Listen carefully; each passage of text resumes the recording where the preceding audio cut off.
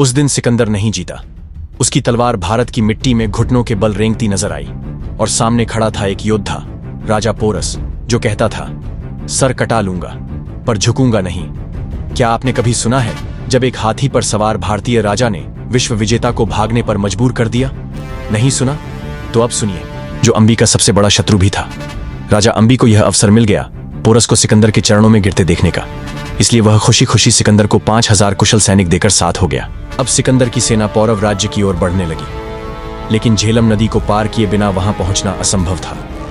सिकंदर को राजा पोरस की वीरता और पराक्रम के बारे में भली भांति जानकारी थी।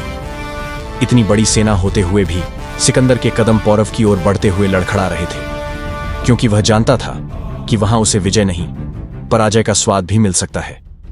क्योंकि जिस राज्य का एक एक सैनिक देशभक्ति के खून से लबालब भरा हो, जहां साधारण सैनिक भी प्रशिक्षित योद्धाओं को धूल चटा दे, सिकंदर जानता था संख्या मायने नहीं रखती, साहस और जज्बा ही निर्णायक होते हैं। इस भय से ग्रसित होकर सिकंदर ने राजा पोरस को एक संधि प्रस्ताव भेजा।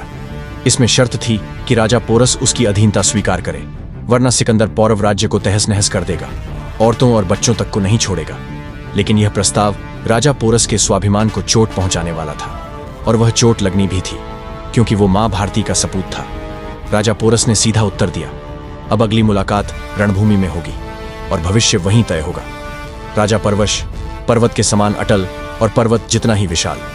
इतिहासकारों के अनुसार उनकी लंबाई 7 फुट 6 इंच थी। वे युद्ध कला में निपुण थे। आगे की भाग जानने के लिए कमेंट में हर हर महादेव जरूर लिखें।